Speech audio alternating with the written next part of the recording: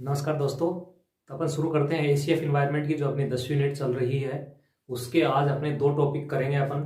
Agenda 21 तथा दूसरा आपके है मॉन्ट्रियल प्रोटोकॉल। एजेंडा 21 और मॉन्ट्रियल प्रोटोकॉल दोनों को आज ये दो टॉपिक हैं, इनको आज अपन कवर कर लेंगे। उससे पहले अपन देखते हैं अपने जो कम्युनिटी टैब में आपको जो प्रतिदिन एक क्वेश्चन दिया जाता है, शाम को आता है लगभग 8 बजे के आसपास। तो वो जो क्वेश्चन दिए जाते हैं उनमें कुछ क्वेश्चन अपन ने कल के वीडियो में डिस्कस कर लिए हैं। आज कुछ क्वेश्चन और हैं जिनको अपन डिस्कस कर लेते हैं। फिर इसके पश्चात जितने भी क्वेश्चन डेली आपको दिए जाएंगे कम्युनिटी टैब में, उनको अपन दूसरे दिन डिस्कस कर लेंगे। तो अपन पहले जो 2 क्वेश्चन देते थे उसकी बजाय अब क्वेश्चन की संख्या आपके 3 हो जाएगी डिस्कस करने के लिए अपने पास। दूसरा, जिन स्टूडेंट को मटेरियल की आवश्यकता है वो मेरे व्हाट्सएप नंबर पे मेरे से कांटेक्ट कर सकते हैं 7568964662। इस नंबर पर मेरे से कांटेक्ट कर सकते हैं जिनको भी नोट्स की आवश्यकता है। और टेलीग्राम चैनल जो अपना है दक्ष साइंस क्लासेज का, उसको ज्वाइन कीजिए, जिससे कि कुछ एक्स्ट्रा मटेरियल जो है वो आपको वहां पर उपलब्ध हो जाएगा। क्वेश्चन नंबर 1, चिपको आंदोलन के प्रणेता कौन है? ये क्वेश्चन पूछा था आपको। उसका आंसर 2 आंसर इसके हो सकते हैं, सुंदरलाल बहुगुणा और चंडी प्रसाद भट्ट। ये दोनों ही चिपको आंदोलन के प्रणेता माने जाते हैं। आपको एग्जाम में इसमें से कोई एक ऑप्शन ही मिलेगा। अगर दोनों ऑप्शन आते हैं तो फिर क्वेश्चन डिलीट होने के चांस है। इसलिए ये दोनों जो है सुंदरलाल बहुगुणा और चंडी प्रसाद भट्ट, ये दोनों ही चिपको आंदोलन के प्रणेता रहे हैं। अलग अलग बुक में अलग अलग दे रखा है, किसी में सुंदरलाल बहुगुणा दे रखा है तो किसी में चंडी प्रसाद भट्ट को दे रखा है। क्वेश्चन नंबर 2, पर्यावरण विभाग की स्थापना कब हुई? इन्वायरमेंट डिपार्टमेंट की स्थापना 1980 में हुई है। इन्वायरमेंट डिपार्टमेंट की स्थापना 1980 में। जबकि इसी क्वेश्चन को अगर ऐसे पूछ लिया जाए कि पर्यावरण मंत्रालय का गठन कब हुआ, तो पर्यावरण मंत्रालय का गठन 1985 में किया गया। मिनिस्ट्री ऑफ इन्वायरमेंट, उसका गठन 1985 में किया गया। जबकि पर्यावरण विभाग डिपार्टमेंट ऑफ इन्वायरमेंट की स्थापना 1980 में की गई। फिर इसका जो नाम चेंज हो गया, ministry of environment forest and climate change, जो कि 2014 में किया गया था। क्वेश्चन नंबर 3, 2 भिन्न समुदाय के बीच का संक्रमण क्षेत्र क्या कहलाता है? तो यह है इकोटोन कहलाता है। संक्रमण क्षेत्र का मतलब यह है कि जैसे ये मरुस्थल वाला भाग है, ऐसा स्थान जहां पर मरुस्थल पाया जाता है, और इधर की तरफ पाया जाता है आपके जैसे वन क्षेत्र या फिर घास के मैदान। तो ऐसा तो है नहीं कि मरुस्थल खत्म होते ही एकदम घास शुरू हो जाएगा। बीच का एक ऐसा क्षेत्र होगा जहां पे थोड़ा बहुत मरुस्थल भी पाया जाएगा और थोड़ा बहुत घास भी पाए जाएंगे।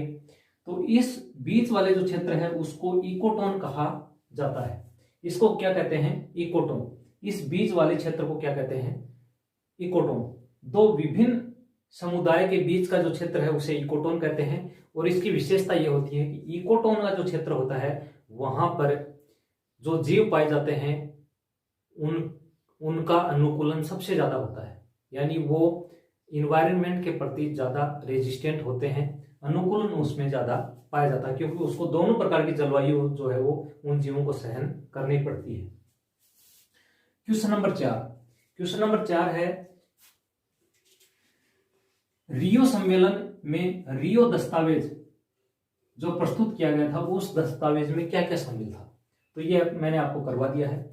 रियो दस्तावेज में रियो घोषणा पत्र, agenda 21, convention on biological diversity जैव विविधता पर अभिसमय, कन्वेंशन टू कॉम्बैट डेजर्टिफिकेशन यानी मरुस्थलीकरण रोकने हेतु अभिसमय, framework convention for climate change, जलवायु परिवर्तन हेतु जो फ्रेमवर्क जारी की गई यूएनएफसीसी को जिसको अपन जानते हैं, तो framework convention to climate change, और छठा है आपके वन सिद्धांत। ये 6 सिद्धांत, ये 6 जो दस्तावेज हैं ये रियो सम्मेलन में प्रस्तुत किए गए। तो रियो दस्तावेज जो था उसमें ये 6 चीजें दी गई थी। तो इसमें से क्वेश्चन बन सकता है। एक स्टूडेंट है अभिषेक मालव, उन्होंने कल ये क्वेश्चन पूछा था, तो मैंने फिर इसको शाम को इसी क्वेश्चन को मैंने फिर कम्युनिटी टैब में डाल दिया था। तो आज अपन ने इसको चर्चा कर ली। तो ये क्वेश्चन है, क्वेश्चन इंपॉर्टेंट क्वेश्चन है, आप इसको नोट कर लीजिएगा।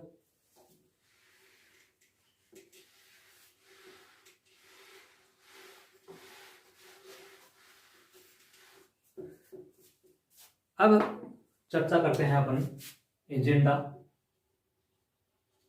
21। एजेंडा 21, एजेंडा 21 जो है यह है एक तरह से रियो डी जेनेरियो में ही जारी किया गया था। रियो डी जेनेरियो सम्मेलन, जिसे पृथ्वी सम्मेलन कहते हैं, 1992 में यह एजेंडा जारी किया गया। एजेंडा 21, एजेंडा 21 का मुख्य अगर उद्देश्य की बात करें तो इसका मुख्य उद्देश्य है धारणीय विकास, सस्टेनेबल डेवलपमेंट पे यह जोर देता है। सस्टेनेबल डेवलपमेंट पे यह जोर देता है। और यह जो एजेंडा 21 है ये गैर बाध्यकारी है, यानी इस जो सदस्य देश हैं वो उसको लागू करने के लिए बाइंड नहीं है। उसको लागू करें तो उनकी इच्छा है, नहीं करें तो उनकी इच्छा है। तो एजेंडा 21 जो है वो गैर बाध्यकारी है। और रियो डी जेनेरियो पृथ्वी सम्मेलन में एजेंडा 21 प्रस्तुत किया गया था। 178 देशों ने इसको मान्यता दे दी है, यानी इसको स्वीकार कर लिया है 178 देशों ने। और मुख्य इसका जो उद्देश्य है वो है सस्टेनेबल डेवलपमेंट। और सस्टेनेबल डेवलपमेंट कैसे किया जाए इसकी प्रोसेस इन्होंने 4 तरीके से बता रखी है। तो रियो सम्मेलन, जिसे अपन बोलते हैं United Nation conference for environment and development, Rio सम्मेलन या फिर पृथ्वी सम्मेलन। रियो सम्मेलन या पृथ्वी सम्मेलन 1992 में जो आयोजित किया गया था, उसी में ही इसको United Nation conference for environment and development, United Nation conference for environment and development, UNCED के नाम से यह है जारी किया गया। UNCED, United Nation conference for environment and development, पर्यावरण विकास हेतु। और इसी में एजेंडा 21 दिया गया। एजेंडा 21 इसी सम्मेलन में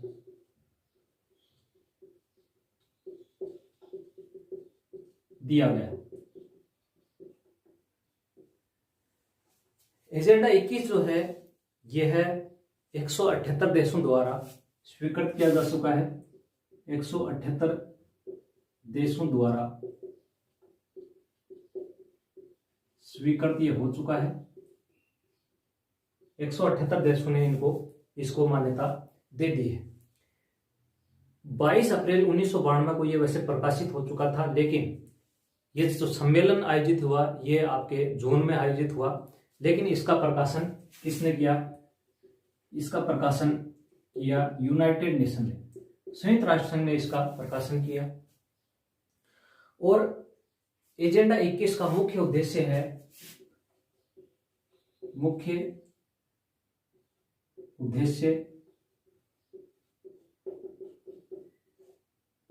धारणीय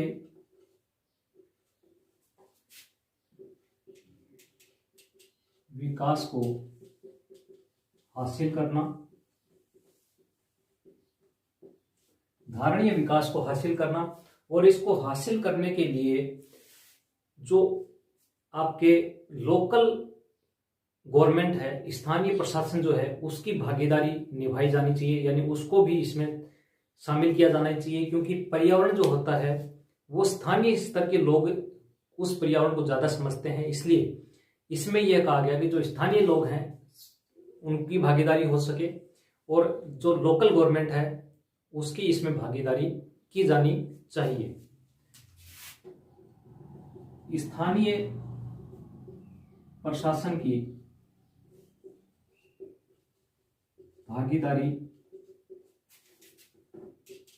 सुनिश्चित की जाए।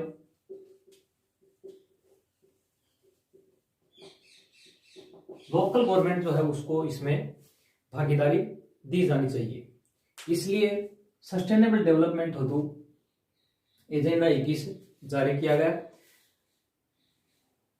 एजेंडा 21 जो है इसका लक्ष्य आपके सस्टेनेबल डेवलपमेंट, जिसे टिकाऊ विकास अपन कहते हैं, यह है को लागू करने हेतु वर्तमान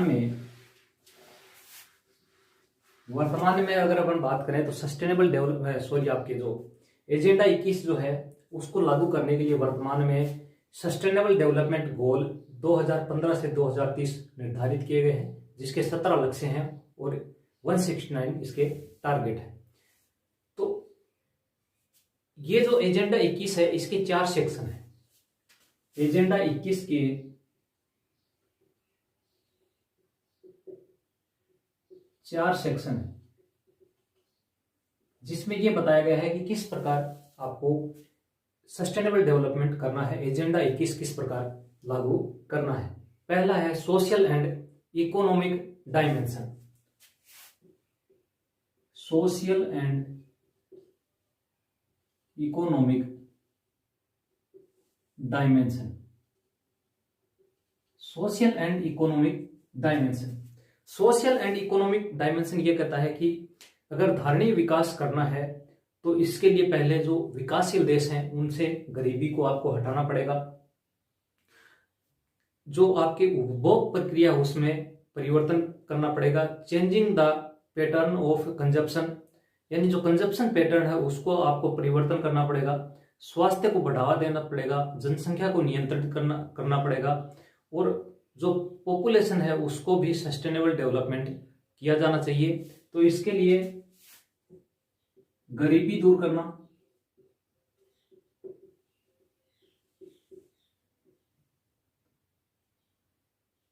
गरीबी अगर दूर होगी किसमें, विकासशील देशों में।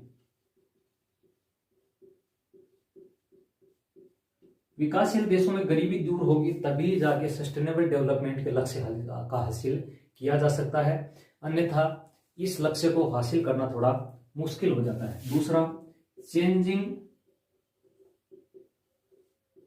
पैटर्न ऑफ कंजप्शन, यानी अपन जितनी भी चीजों का उपभोग कर रहे हैं उसके पैटर्न को अपने को चेंज करना पड़ेगा। उपभोग प्रक्रिया परिवर्तन, उपभोग प्रक्रिया में परिवर्तन करना पड़ेगा ताकि सस्टेनेबल डेवलपमेंट को हासिल किया जा सके और ऊर्जा जो है उसका कम से कम उपभोग हो सके और ऊर्जा को संरक्षित करके रखा जा सके। इसलिए पैटर्न जो है कंजप्शन का वो अपने को चेंज करना पड़ेगा। इसी प्रकार पॉपुलेशन जो है उसको भी नियंत्रित करना पड़ेगा। पॉपुलेशन को नियंत्रित करना, तो सोशल और इकोनॉमिक डायमेंशन में यह बताया गया है कि गरीबी को दूर करनी पड़ेगी। जो चेंजिंग पैटर्न ऑफ कंजप्शन है उसको भी अपने को परिवर्तन करना पड़ेगा। पॉपुलेशन जो है उसको भी आपको नियंत्रित करना पड़ेगा, तभी जाके ये हो सकता है। दूसरा है conservation and management of resources for development.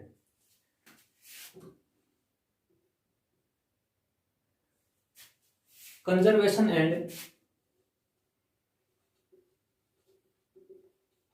Management of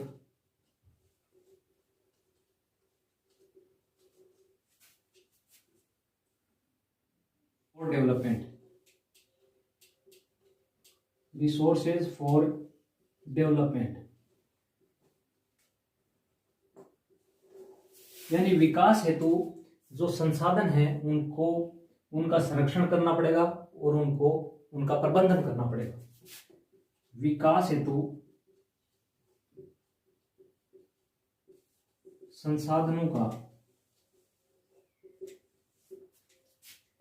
संरक्षण व प्रबंधन, इनका जब प्रबंधन होगा तभी जाके आपके एजेंडा 21 को अपन भली भांति लागू कर सकेंगे। तो विकास के लिए क्या आवश्यक है? विकास हेतु जो इन्वायरमेंट है उसका कंजर्वेशन आवश्यक है, वातावरण संरक्षण, वातावरण जो है उसको संरक्षित किया जा सके, मरुस्थलीकरण को रोका जाना चाहिए, जैव विविधता जो है उसका संरक्षण हो सके, प्रदूषण कम से कम हो सके।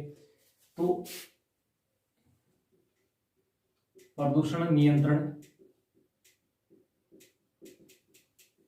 मरुस्थलीकरण नियंत्रण, जैव विविधता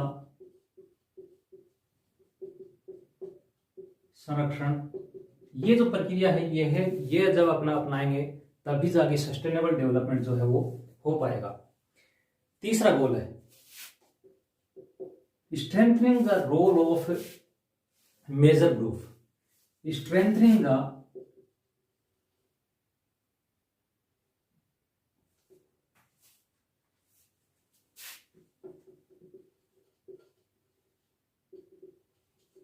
the role of major group.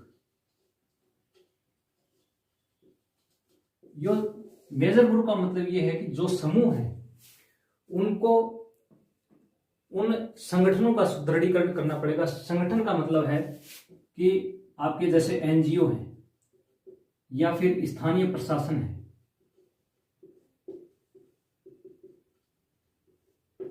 स्थानीय प्रशासन है, स्थानीय लोग हैं, या फिर कोई आपके उद्योग व्यापार है,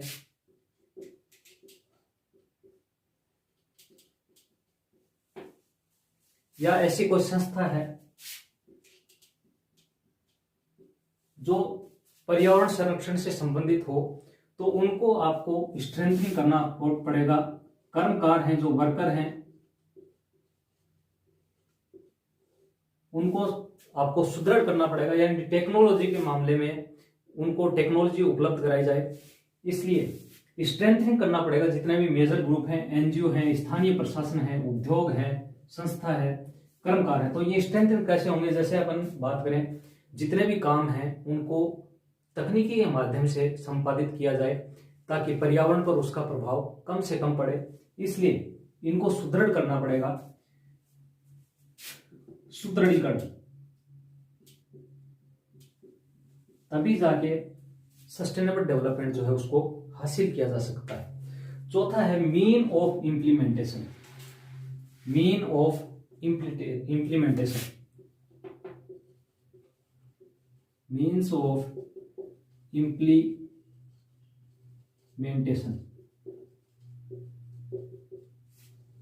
मीन ऑफ इम्प्लीमेंटेशन का मतलब यह है कि क्रियान्वयन का क्या तरीका हो। यानी अपन एजेंडा 21 अपन ने बना लिया, लेकिन अपन सस्टेनेबल डेवलपमेंट हासिल किस तरह करेंगे? तो उसके लिए आपको तकनीकी चाहिए, तकनीकी ट्रांसफर करेंगे अपन, एजुकेशन चाहिए, एजुकेशन को बढ़ावा देंगे, वित्तीय सहायता भी चाहिए, साइंस और टेक्नोलॉजी को बढ़ावा दिया जाना चाहिए। तो ये है आपके मीन ऑफ इम्प्लीमेंटेशन, यानी क्रियान्वयन का तरीका, क्रियान्वयन का तरीका। Science and technology, science and technology को बढ़ावा देना, वित्तीय सहायता देना, ऐसे देश जो वित्तीय रूप से कमजोर हैं उनको सहायता देना, शिक्षा को बढ़ावा देना, नवाचार, ये ऐसे तरीके हैं जिसके द्वारा अपन इसको लागू कर सकते हैं। तो ये 4 आपके सेक्शन थे जिसके तहत एजेंडा 21 में सस्टेनेबल डेवलपमेंट को हासिल किया जा सकता है। पहला है आपके सोशल एंड इकोनॉमिक डायमेंशन। दूसरा है conservation of and management of resources for development. तीसरा आपके strengthening the role of major group. और चौथा है मीन ऑफ इम्प्लीमेंटेशन, यानी किस तरीके से आप उसको लागू करोगे। ये तो इसके सेक्शन हो गए, लेकिन इसके पश्चात आगे भी गवर्नमेंट जो यूनाइटेड नेशन है उसने ये जो रियो एजेंडा 21 था इसका फिर से इसका आकलन किया और क्या क्या लक्ष्य हासिल कर लिए इसका भी निर्धारण इसने किया। इसके लिए Rio+5 आयोजित की गई, Rio+5, फिर Rio+10, फिर Rio+20 और बाद में आपके जो SDG एजेंडा 2030 जो था वो इसके लिए लागू किया गया। तो इनको भी अपन देख लेते हैं। एजेंडा 21 में ये शामिल होते हैं। Rio+5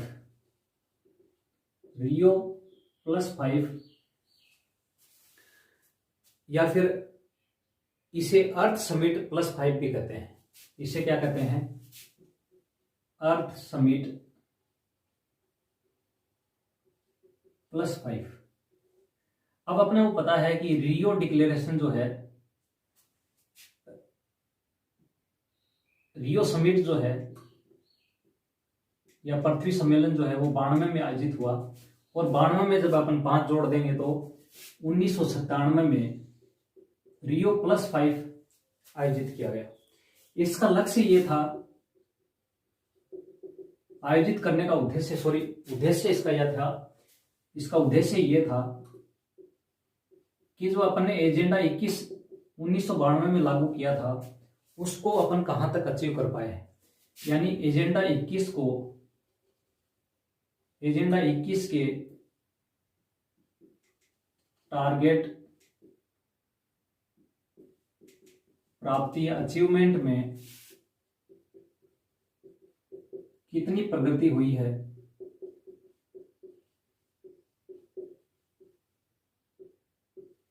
इसका आकलन करना।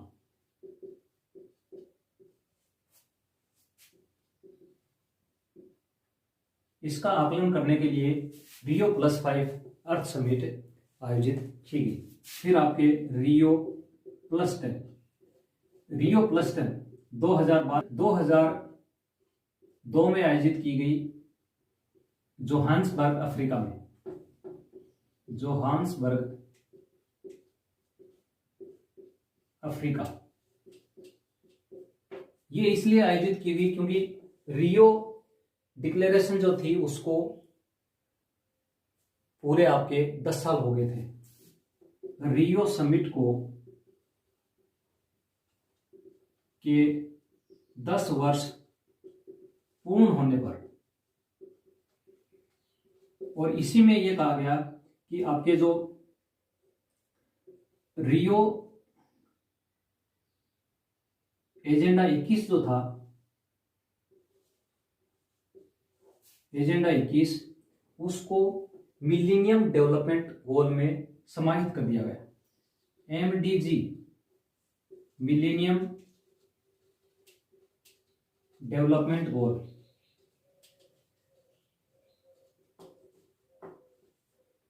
में एजेंडा 21 भी शामिल किया गया।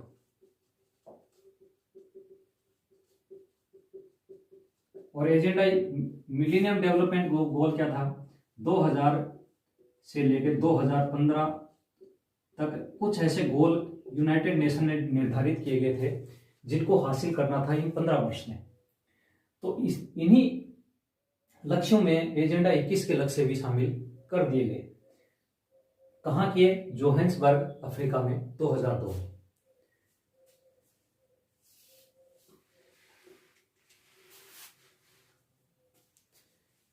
Agenda 21 culture, agenda 21 culture, agenda 21 culture क्या है?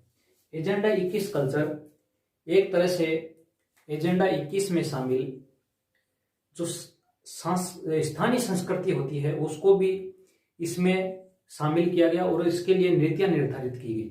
आपके पोर्टो एल्जीना ब्राजील में 2002 में एजेंडा 21 कल्चर के लिए नीतियां बनाई गई और इसमें यह कहा गया कि जिस प्रकार एजेंडा 21 के 3 पिलर हैं, इसलिए एजेंडा 21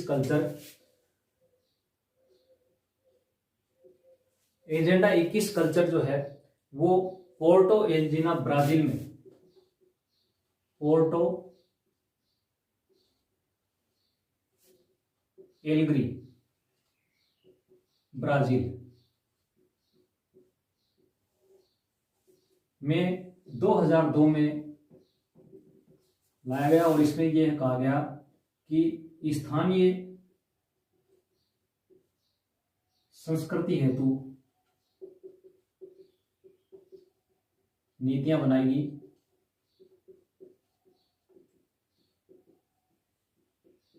स्थानीय संस्कृति हेतु नीतियां बनाएगी। एजेंडा 21 के 3 पिलर,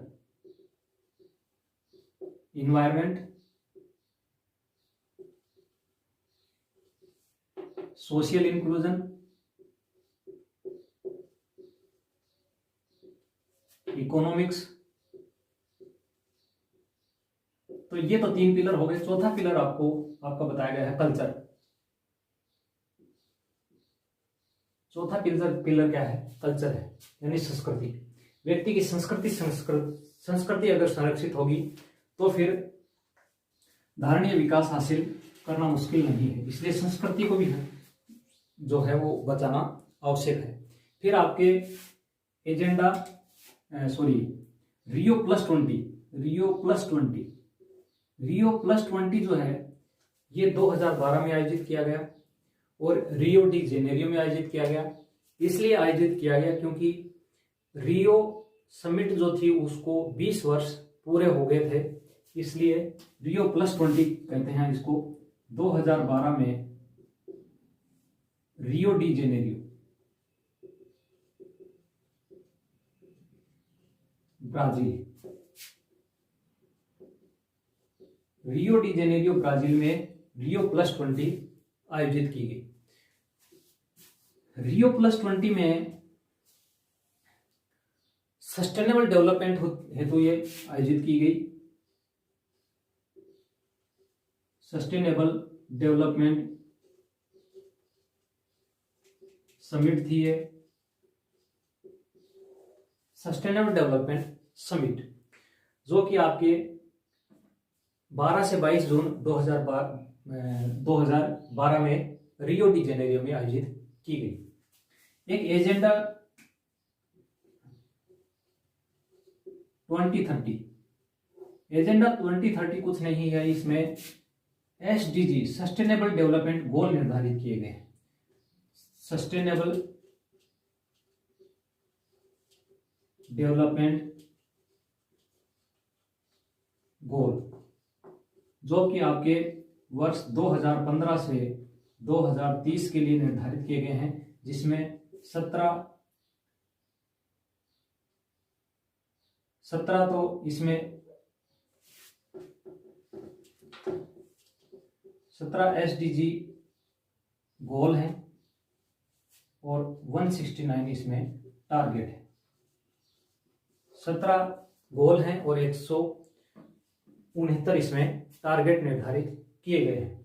तो ये अवधि 2015 से 2030 रहेगी। इससे पहले 2000 से 2015 मिलेनियम डेवलपमेंट गोल थे, उनको अब बदल के सस्टेनेबल डेवलपमेंट गोल नाम दे दिया गया है, यानी कि धारणीय विकास के लक्ष्य इनको नाम दिया गया है। तो ये आपके एजेंडा 21 में इतना सब कुछ शामिल है। एजेंडा 21 कब लागू हुआ, इसका मुख्य उद्देश्य क्या था, आपके रियो प्लस 5 क्या है, रियो प्लस 10 क्या है, रियो प्लस 20 क्या है, एजेंडा 21 कल्चर क्या है, एजेंडा 2030 क्या है, ये सारी चीजें आपको इसमें ध्यान रहनी चाहिए। अब मॉन्ट्रियल प्रोटोकॉल, एजेंडा 21 अलग चीज थी, मॉन्ट्रियल प्रोटोकॉल अलग चीज है। एजेंडा 21 जो है ये आपके धारणीय विकास से संबंधित है और मॉन्ट्रियल प्रोटोकॉल जो है वो ओजोन परत से संबंधित है। किससे संबंधित है? ओजोन परत से ये संबंधित है। Montreal protocol.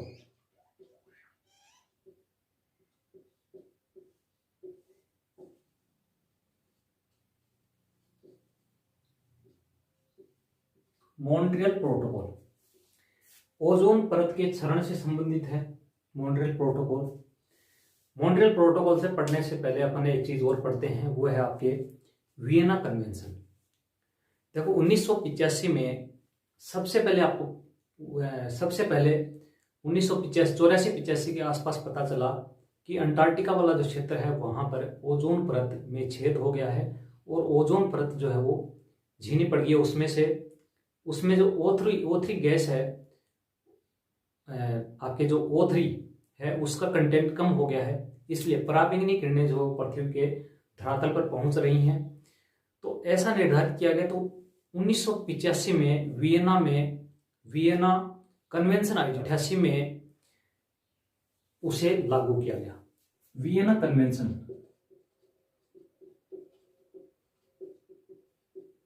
कन्वेंशन जो है वो आपके 1985 में वियना ऑस्ट्रिया में आयोजित हुआ। वियना ऑस्ट्रिया में 1985 में यह आयोजित किया गया। इसे 1988 में लागू किया गया।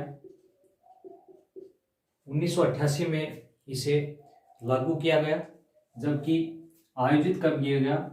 1985 में वियना ऑस्ट्रिया में ये आयोजित किया गया। इसका उद्देश्य था ऐसी गैसें जो ओजोन परत का क्षरण करती थी उनको रोकना, इसका मुख्य उद्देश्य था। ऐसी गैसें या रसायन जो ओजोन का क्षरण करती हैं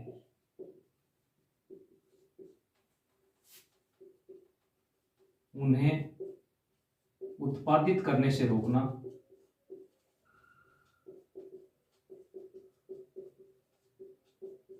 इसका मुख्य उद्देश्य था। और ये वियना जो कन्वेंशन है यह एक गैर बाध्यकारी समझौता था। गैर बाध्यकारी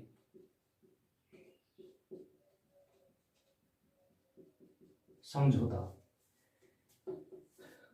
ओजोन परत जब क्षीण होने लगी तो उसके पश्चात यह सम्मेलन आयोजित किया गया वियना ऑस्ट्रिया में 1985 में। पहला सम्मेलन था जो ओजोन गैस के क्षरण से संबंधित था। उद्देश्य इसका था कि ओजोन को क्षरण करने वाली जो रसायन हैं या गैसें हैं उनका उत्पादन रोकना। लागू कब किया गया? 1988 में ये लागू किया गया। मॉन्ट्रियल प्रोटोकॉल जो है वो मॉन्ट्रियल प्रोटोकॉल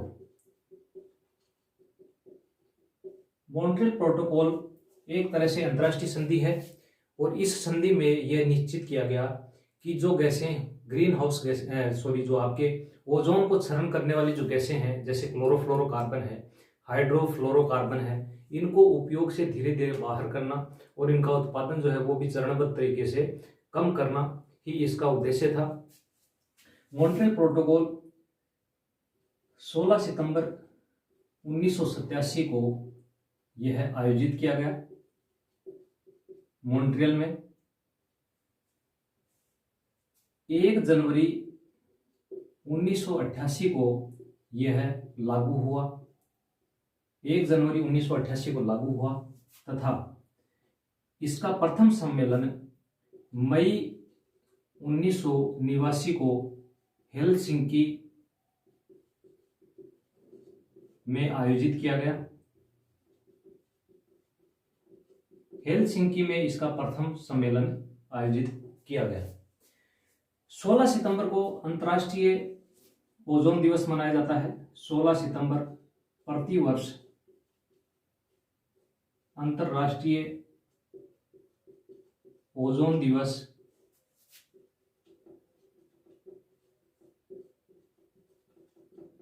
मनाया जाता है।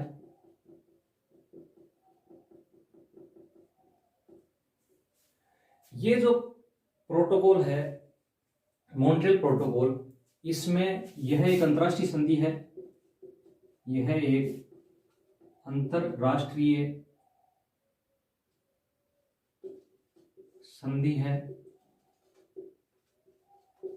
जिसमें CFC गैस व HCFC जो रसायन है, CFC रसायन व HCFC रसायन जो क्लोरोफ्लोरोकार्बन होता है, उनका उत्पादन चरणबद्ध तरीके से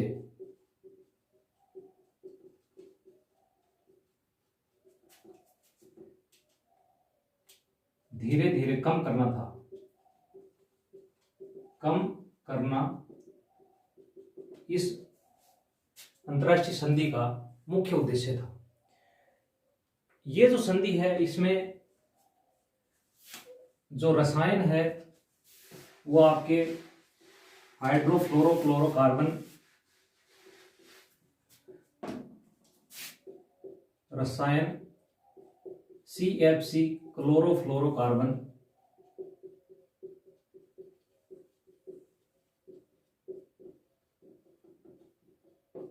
मॉन्ट्रियल प्रोटोकॉल जो है वो सबसे प्रभावी संधि है, सबसे प्रभावी संधि, और यूं कहें कि सबसे सफलतम संधि, सबसे सफलतम संधि है। आज तक की जितनी भी अंतर्राष्ट्रीय संधि हुई है उसमें सबसे सफलतम संधि है मॉन्ट्रियल प्रोटोकॉल। मॉन्ट्रियल प्रोटोकॉल को आयोजित करने में UNEP United Nation environment programme का मुख्य योगदान है। यूनाइटेड नेशन इन्वायरमेंट प्रोग्राम का इसमें प्रमुख भूमिका है, प्रमुख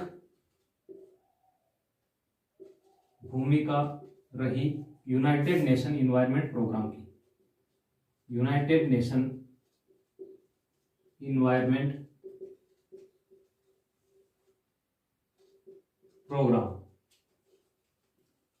इस प्रोग्राम की मुख्य भूमिका इसमें रही मॉन्ट्रियल प्रोटोकॉल में। तो इसमें क्लोरोफ्लोरोकार्बन जो रसायन था उसमें विकसित देश 2000 तक क्लोरोफ्लोरोकार्बन का उत्पादन व उपभोग प्रतिबंधित करना था।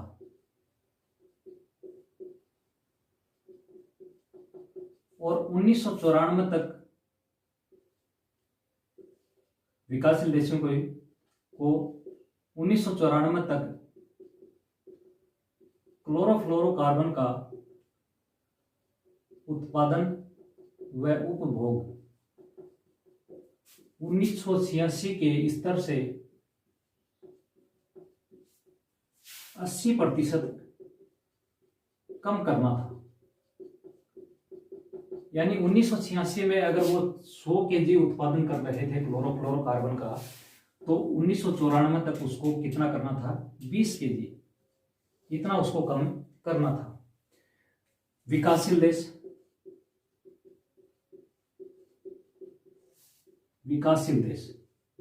देश में CFC उत्पादन व उपभोग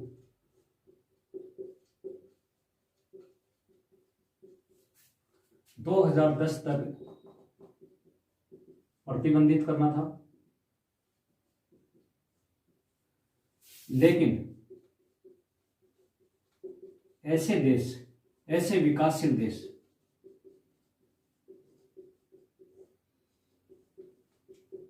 जहां CFC उत्पादन 0.3 kg प्रति व्यक्ति है, उन्हें छूट दी गई।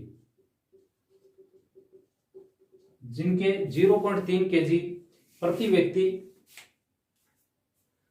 उत्पादन सीएफसी का होता है, उनको इसमें छूट दे दी गई। तो इस प्रकार इनको दो भागों में बांटा गया। विकसित देश 2000 तक इसका उत्पादन कम करना था, विकासशील देश 2010 तक इसको उत्पादन को प्रतिबंधित करना था, उपभोग को भी प्रतिबंधित करना था। तो ये जो मेन चीज है वो आपकी ये ध्यान रहनी चाहिए। सीएफसी इसमें काम में ली गई। मॉन्ट्रियल प्रोटोकॉल किस सिद्धांत पे कार्य करता है, विकसित देशों की के लिए कितने वर्ष जो है वो निर्धारित किए गए और विकासशील देशों के लिए कितने वर्ष निर्धारित किए गए।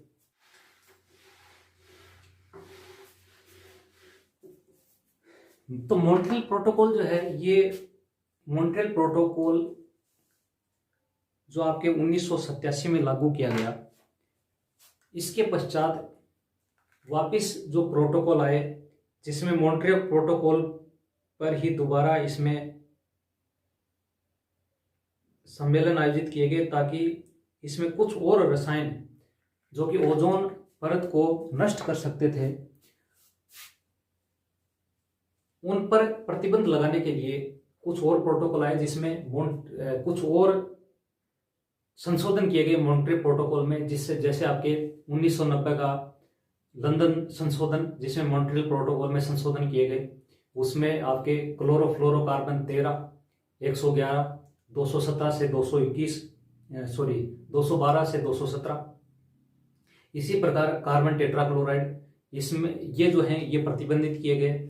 फिर आपके जैसे 1992 का कोपेनहेगन सम्मेलन, फिर 1997 का मॉन्ट्रियल प्रोटोकॉल, मॉन्ट्रियल संशोधन, और आपके 1999 का बीजिंग संशोधन। तो ये कुछ संशोधन हैं जिनमें अलग अलग रसायनों को प्रतिबंधित किया गया, तो उनको भी अपन इसमें देख लेते हैं। लंदन संशोधन 1992,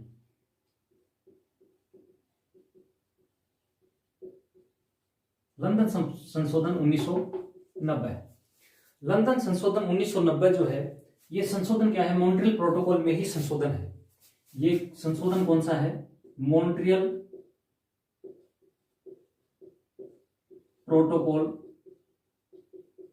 में ही संशोधन है, जिसमें कुछ और रसायन जो है वो उनको प्रतिबंधित किया गया और उनको इसमें शामिल किया गया। जैसे आपके CFC 13, CFC 111, CFC 112 से 117, carbon tetrachloride, carbon tetra chloride, ये मिथाइल क्लोरोफॉर्म। लंदन संशोधन 1990 में इनको प्रतिबंधित किया गया। फिर आपके 1992 का कोपेनहेगन संशोधन, कोपेनहेगन संशोधन,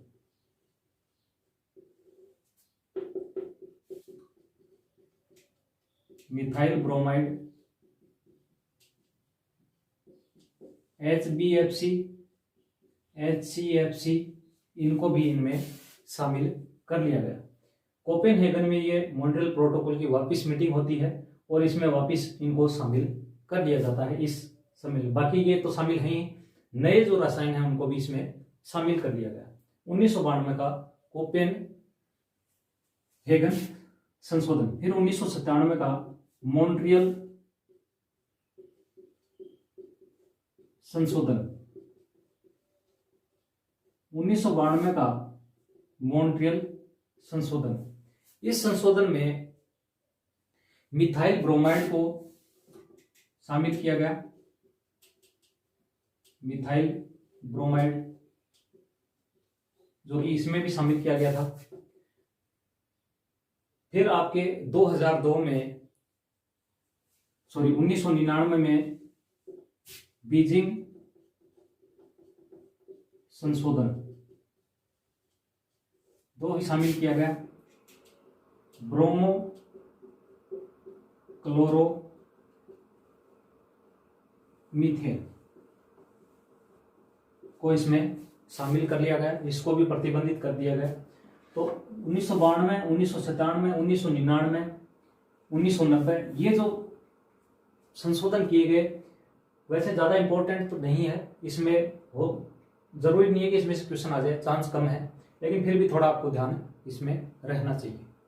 इसी प्रकार 2015 में जो दुबई में MOP जो 27 नंबर हुआ था, मॉन्ट्रियल प्रोटोकॉल 27 नंबर, उसमें दुबई पाथवे अपनाएगा। दुबई पाथवे क्या है वो अपन देख लेते हैं, क्योंकि एग्जाम में पूछ सकता है कि दुबई पाथवे संबंधित है किससे। 2015 में MOP 27 Montreal protocol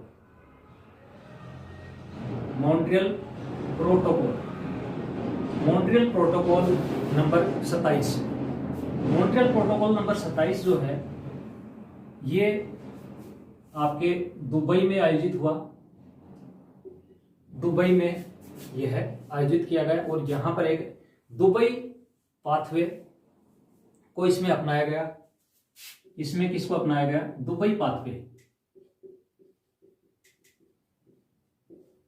HFCS hydrofluorocarbon जो गैसें थी उनको नियंत्रित उत्पादन और उपभोग के लिए दुबई पाथवे इसमें अपनाया गया के उत्पादन व उपभोग पर नियंत्रण हेतु दुबई पाथवे अपनाया गया। दुबई पाथवे इसलिए कि ये दुबई में आयोजित हुआ था, इसलिए इसको दुबई पाथवे नाम दे दिया। तो ये 2015 में। इसी प्रकार 2016 में आपके किगाली जो समझौता है वो आयोजित किया जाता है। किगाली समझौता जो कि इंपॉर्टेंट है। किगाली समझौता क्या है, कब लागू हुआ, कब आयोजित किया गया और इसके क्या क्या उद्देश्य हैं, ये इंपॉर्टेंट है। तो इसको अपन थोड़ा सा डिटेल में पढ़ लेते हैं। किगाली समझौता जो है ये 15 अक्टूबर 2016 को किगाली रवांडा में आयोजित किया गया। आयोजन किगाली रवांडा।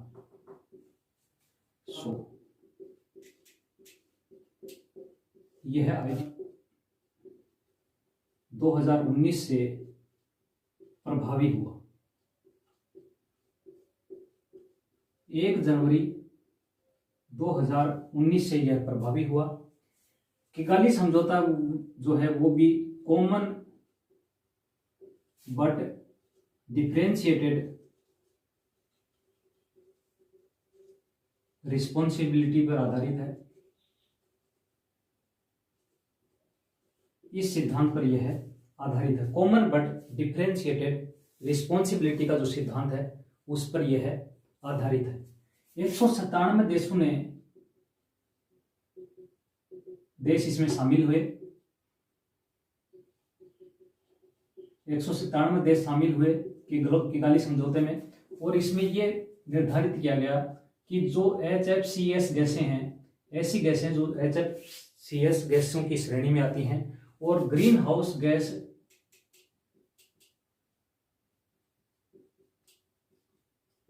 उत्पादित करती हैं,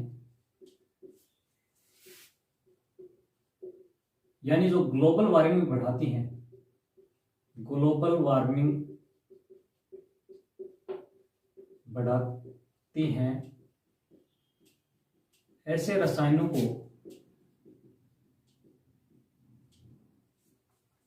2047 तक चरणबद्ध तरीके से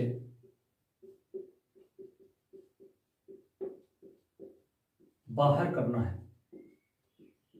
चरणबद्ध तरीके से 2047 तक इनको बाहर करना का मतलब इसको उत्पादन और उपभोग जो है उसको पूरी तरह प्रतिबंधित कर देना है। यही किगाली समझौता है, जिसमें मॉन्ट्रियल प्रोटोकॉल में जो चीजें शामिल थी उसके अलावा इसमें जो ग्लोबल वार्मिंग करने वाली गैसें हैं उनको भी इसमें शामिल कर दिया गया। तो इसमें मुख्य चीज यही है कि इसमें मॉन्ट्रियल प्रोटोकॉल के अलावा मॉन्ट्रियल प्रोटोकॉल केवल ओजोन डिप्लीशन की बात करता है, ओजोन डिप्लीशन करने वाले रसायनों की, लेकिन किगाली समझौता ओजोन डिप्लीशन करने वाले रसायनों के साथ साथ जो ग्लोबल वार्मिंग के लिए जिम्मेदार जो गैसें हैं उन पर भी प्रतिबंध ये लगाता है। तो ये एक ब्रॉड अप्रोच है जिसमें ओजोन और बाकी जो ग्लोबल वार्मिंग है उसको भी इसमें शामिल किया गया है। 2047 तक इसको क्या करना है, चरणबद्ध तरीके से कम करना है और 2047 तक इसको पूरी तरह प्रतिबंध कर देना है। तो किगाली जो समझौता है, इस किगाली समझौते में देशों को 3 समूह में बांटा गया है। देशों के 3 समूह बनाए गए हैं, ग्रुप 1, ग्रुप 2 और ग्रुप 3। ये ग्रुप 1, ग्रुप 2 और ग्रुप 3 क्या है, इनके टारगेट अलग अलग हैं, इसलिए ये कॉमन बट डिफरेंशिएटेड रिस्पॉन्सिबिलिटी सिद्धांत पर कार्य करता है। तो ये कौन से समूह हैं, तो ये समूह 3 हैं, समूह 1, समूह 2 और तीसरा है समूह 3। ये देशों के समूह हैं।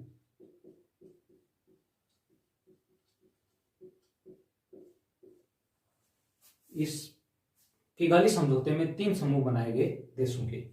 समूह है, इसमें आते हैं आपके अमेरिका और यूरोपीय देश, बाल्टिक देश इसमें शामिल होते हैं। इसमें यह कहा गया है कि 2018 तक हाइड्रोफ्लोरोकार्बन जो रसायन हैं उनको 2000 उत्पादन स्थिर करना है, यानी स्टेबल करना है उत्पादन को 2018 तक। लेकिन इसमें दूसरा टारगेट ये दिया गया कि 2036 तक 2012 का जो उत्पादन स्तर था उसका 80% करना है। 2036 तक 2012 के उत्पादन स्तर में 85% कमी करनी है। दूसरा समूह में आपके चीन, ब्राजील, अफ्रीका, पूरा महाद्वीप ये इसमें शामिल होते हैं। और इसमें 2024 वर्ष तक HFC उत्पादन जो है उसको स्थिर करना था। 2045 तक 2021 के उत्पादन स्तर में 80% कमी करनी थी। 2045 तक 2021 का जो उत्पादन कर रहे थे उसमें 80% की कमी करनी थी। समूह 3 में भारत, पाकिस्तान, ईरान, सऊदी अरब, इराक 2028 तक उत्पादन 2025 के उत्पादन स्तर में 85% कमी करनी थी। तो ये डाटा जो है ये थोड़े आपके ध्यान रहने चाहिए। किगाली समझौते में ये चीजें लागू की गई, कॉमन बट डिफरेंशिएटेड प्रिंसिपल के सिद्धांत के आधार पर ये तैयार किया गया। तो इसको आप या तो इसका स्क्रीनशॉट ले लें या इसको आप लिख लें।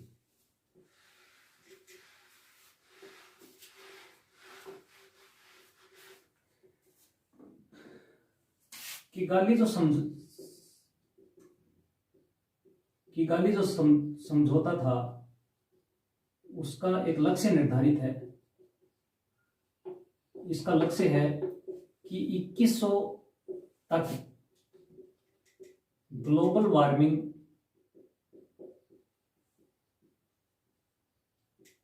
में कमी हेतु तापमान 0.5 डिग्री सेंटीग्रेड कम करना, ये इसका लक्ष्य था। किगाली समझौते का लक्ष्य। अब भारत का क्या टारगेट है? भारत का पहला टारगेट तो ये है भी कि भारत HFC जो है गैस, उसको 2030 तक उसका उत्पादन कम कर देगा।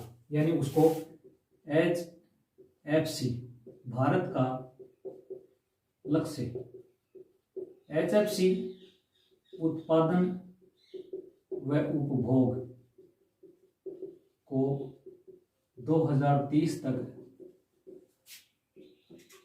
प्रतिबंधित कर देगा। भारत ने वियना जो समझौता था, या फिर अपन कहें वियना जो कन्वेंशन थी, उस पर 1991 में हस्ताक्षर किए और 1991 में ही उसका सत्यापन किया। भारत ने वियना कन्वेंशन पर 1991 में हस्ताक्षर व सत्यापन किया।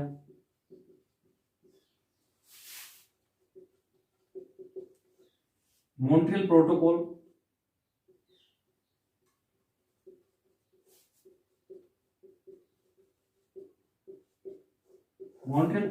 जो 1987 हस्ताक्षर किए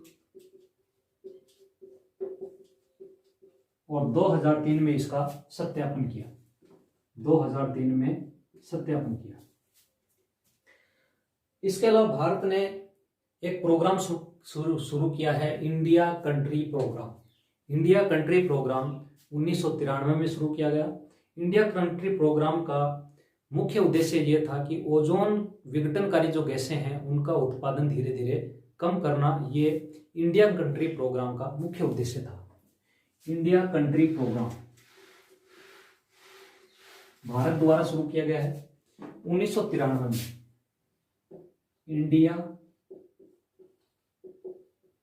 कंट्री प्रोग्राम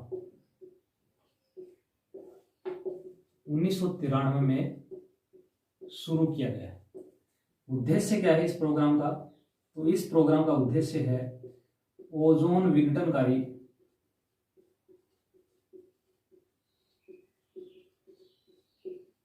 गैसों का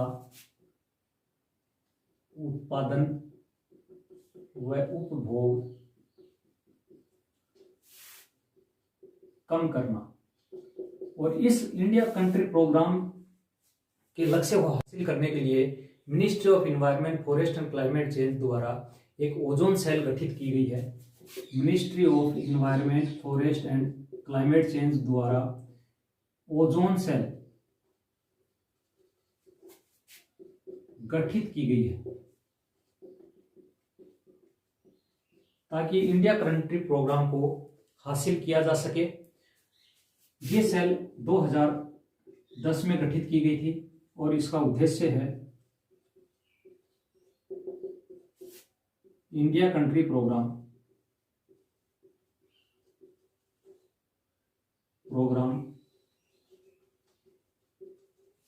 लक्ष्य हासिल करना।